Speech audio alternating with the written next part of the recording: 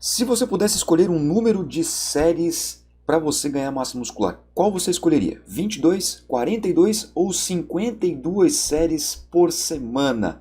Pois é sobre isso que nós vamos falar nesse vídeo aqui, então fica comigo até o final para você ver os resultados deste artigo científico aqui que eu trago para você. Inclusive eu só trago a ciência aqui, discuto a sua aplicação prática também. Esse estudo científico publicado recentemente tem o seguinte objetivo. Tem o seguinte título, olha só: efeitos de diferentes progressões de séries semanais nas adaptações musculares em homens treinados. Será que existe um efeito dose e resposta? O objetivo desse estudo aqui, pessoal, foi o seguinte, investigar o efeito da progressão de séries para os membros inferiores. Então aqui vale para a musculatura dos membros inferiores, a cada 2 semanas, comparado à realização de um volume constante de séries. Participaram do estudo aqui 31 homens. Esses 31 homens, que eram jovens, você pode ver aí na tabela que a idade média em todos os grupos era em torno de 24, 25 anos aí, foram divididos em 3 grupos. O grupo que manteve as séries constantes, ou seja, o número de séries ao longo das semanas foi sempre o mesmo, no caso 22 séries. Teve um grupo que foi progredindo 4 séries a cada 2 semanas ao longo do protocolo, e teve um grupo que foi progredindo 6 séries ao longo do tempo. Então você pode perceber, né, que essas duas progressões aqui elas são bem significativas. Veja também aqui que é bastante importante salientar nesse vídeo aqui, a experiência, eram homens bem treinados, tá, pessoal? Olha só, em torno aí de 4 a 5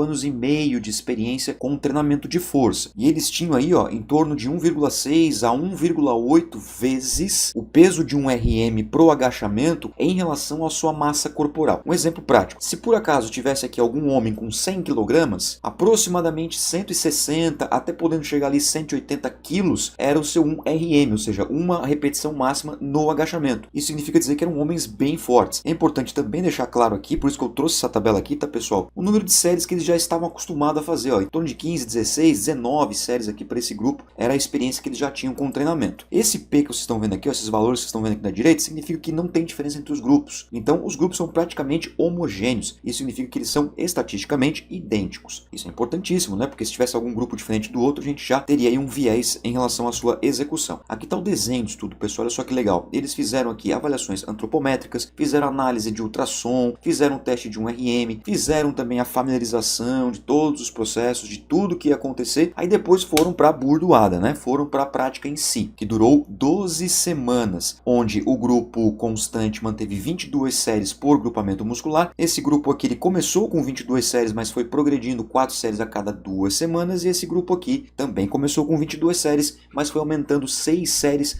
ao longo do tempo, a cada 2 semanas. Sendo assim, o grupo constante manteve sempre padrão 22 séries até o final do protocolo. O grupo 4 séries chegou a treinar 42 séries para membros inferiores, e o grupo 6 séries 52 séries. Depois de uma semana, os autores voltaram a fazer os testes justamente para comparar com o período pré, para saber se a progressão de séries ao longo das semanas tinha um efeito maior no ganho de massa muscular, um efeito maior no ganho de força e assim por diante. Como que era o treinamento desses homens, pessoal? Olha só, 5 exercícios: agachamento, leg press 45, deadlift, cadeira extensora e cadeira flexora. O que, na minha opinião, excelente treinamento, completaço aí para membros inferiores. Eles treinaram 2 vezes por semana, sessão A e sessão B. Então tinha diferença aí no número de repetições. Na sessão A, 6 a 8 repetições, era a zona de repetições que eles tinham que treinar. E na sessão B, 10 a 12 repetições. Então, na realidade, eles treinaram de 6 a 12 repetições durante todo o protocolo, durante todas aquelas 12 semanas de treinamento. E eles treinaram 2 repetições em reserva. Apenas na última série eles iam até a falha. O que significa 2 repetições em reserva? Vamos por o seguinte, aqui na seção B, o praticante fez 12 repetições com um determinado peso. Só que essas 12 repetições, se não fosse a última série, teria que sobrar 2. Ou seja, teria que ser um peso para 14 repetições. Na última série, aumenta o peso, aí sim vai até a falha. E claro que houve o ajuste do peso ao longo das semanas, porque os praticantes iam se adaptando, e claro que teria que fazer aí o ajuste do peso, uma vez que o número de repetições já estava pré-determinado. E vamos para os resultados aqui, pessoal. Olha só que legal. Aqui a gente pode encontrar que a diferença do teste de um RM pré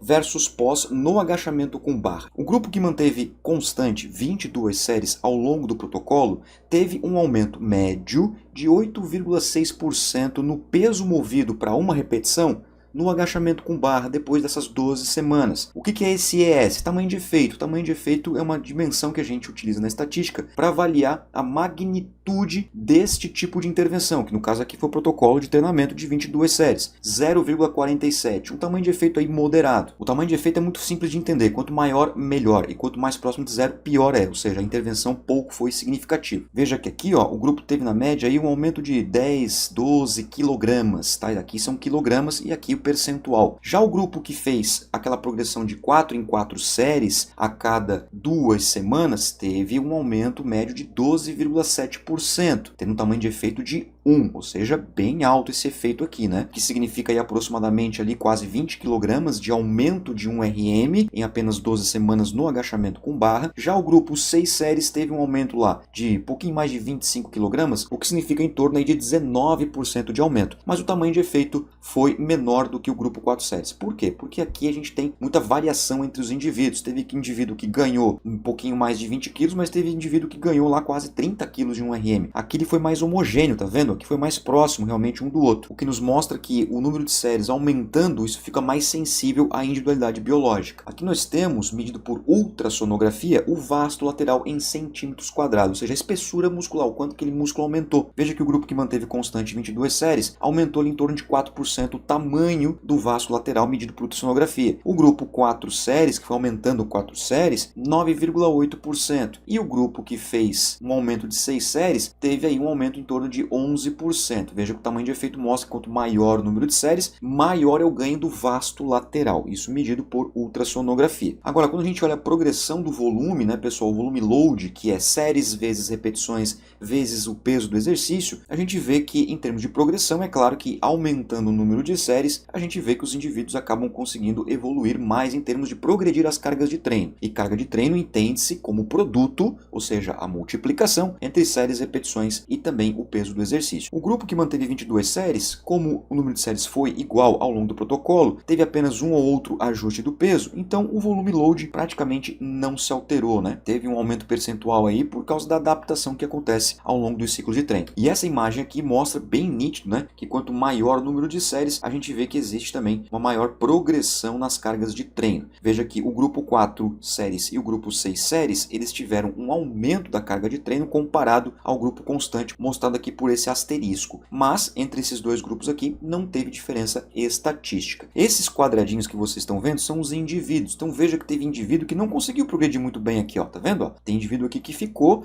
até inclusive menor do que indivíduos no grupo constante, olha só. Pois é, isso se chama individualidade biológica. Nesse sentido, é importante deixar claro aqui para vocês que parece que quanto maior o número de séries, existe uma tendência de maior ganho de massa muscular, quando a gente olha para o vasto lateral e progressões de carga de treino, justamente porque você está aumentando o número de séries. Agora, você tem que raciocinar o seguinte, lembra que esses dois grupos aqui, ó, o grupo 4 e o grupo 6, eles acabaram com 42 e 52 séries respectivamente. Isso é um volume bem alto, difícil de você cumprir isso ao longo da semana, mesmo que você tenha aí 4, 5 vezes para treinar. Então isso pode, por exemplo, interferir diretamente na sua logística, pode interferir diretamente na sua fadiga. Então esse estudo aqui ele conclui que 22 séries parece ser bem suficiente quando você visa aí os ganhos de massa muscular. E a progressão você pode fazer de uma forma um pouco mais sutil, talvez aumentar 2 séries a cada 2 semanas, tentando chegar mais próximo aí talvez de 28, 30 séries. E claro, utilizando estratégias de deload, ou seja, de redução das séries de treinamento ao longo dos ciclos de treino. Até porque aqui foi feito o experimento com 12 semanas,